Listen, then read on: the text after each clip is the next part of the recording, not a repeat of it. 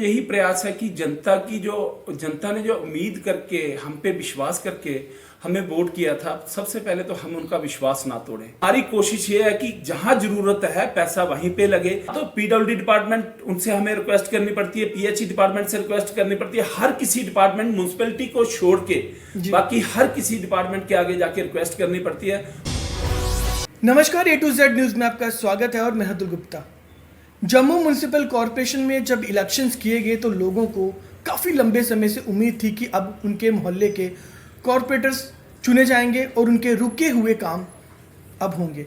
लेकिन उसके बाद कहीं ना कहीं तस्वीरें इस तरह की निकल कर आई कि बहुत सारे कॉरपोरेटर जम्मू म्युनिसिपल कॉरपोरेशन के खिलाफ भी दिखे और बहुत सारे ऐसी जनता थी जो कॉरपोरेटर्स के खिलाफ भी दिखे। लेकिन उसके बीच में कोविड काल में बहुत सारी ऐसी तस्वीरें आई कि बहुत सारे ऐसे कॉरपोरेटर थे जिन्होंने खुद से एफर्ट्स कर कर उस कोविड काल में लोगों की मदद की।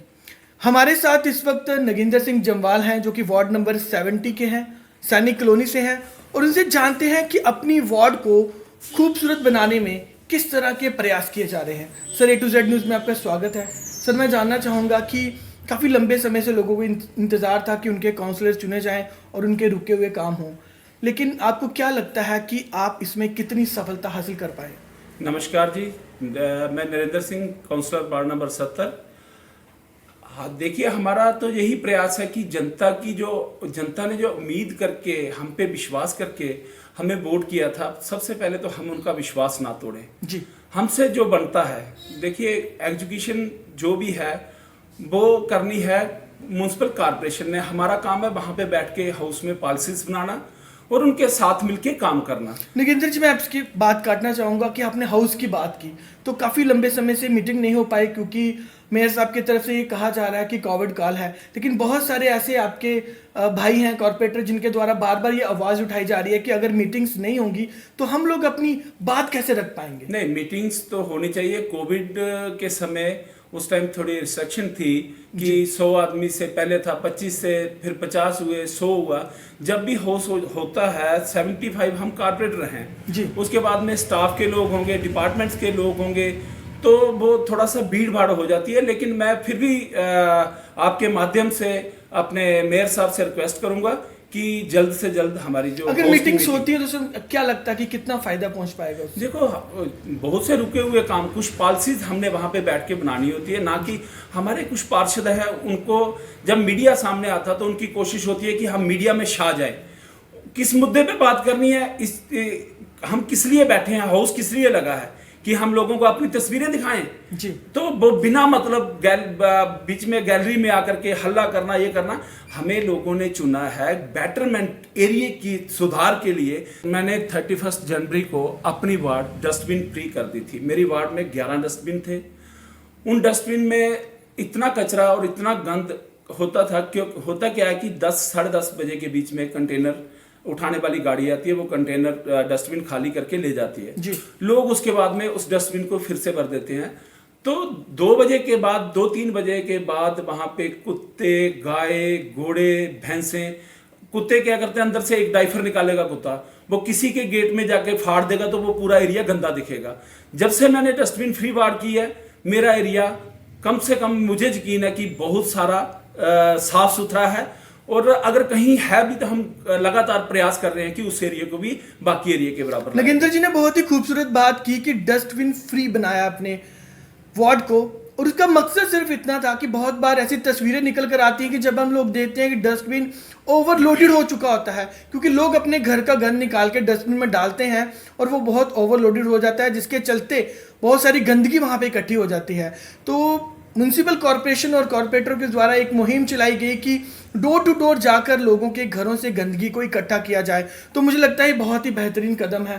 तो मैं जानना चाहूँगा कि आप जब हम इससे पहले इंटरव्यू से पहले बात करें तो आपके द्वारा कहा गया था कि मोहल्ले में बहुत सारी डेवलप लाना चाहता हूँ और एक नए तरीके से, एक मॉडर्न तरीके से अपने मोहल्ले को मॉडर्न बनाना चाहता हूँ। बिल्कुल, जो मैंने कमिटमेंट करी थी इलेक्शन से पहले, मैं पूरा उन पे खरा उतरने की कोशिश कर रहा हूँ। थोड़ा सा कोविड की वजह से फंडिंग में हमें कमी आई है, पीछे से पैसा नहीं आ रहा, तो ये टोल फ्री नंबर भी अभी आ गया। पहले वो लिंक था, लिंक पे कंप्लेन करने से हमारी 90% जो लाइट्स हैं वो इस टाइम बिल्कुल चल रही हैं। हाँ, रही बात कुछ लाइटें मेरी पेंडिंग है, तो वो भी लग जाएंगी। जिन वार्डों में नहीं लगी हैं उनमें भी लगनी चाहिए, इसलिए हम लोग इनको प्रेशराइज नहीं कर रहे। हम कह रहे हैं कि जिन वार्डों में नहीं लगी पहले वहां लगाइए, हमारी पेंडिंग वाली बाद में लगाएं। सर चलिए, मैं अंत में जानना चाहूँगा कि डेवलपमेंट को लेकर कहीं ना कहीं अभी भी बहुत सारी कमियां भी देखी जा रही हैं, तो एलजी साहब को आप क्या अपील करना चाहेंगे? एलजी साहब को मैं यही अपील करना चाहता हूं कि पब्लिक जिसने हमें वोट करके यहाँ पहुंचाया, काउंसलर बनाया, तो पब्लिक चाहती है कि पता नहीं, पब्लिक सोचती है कि हमारे हाथ में हर चीज है, बट ऐसा नहीं है।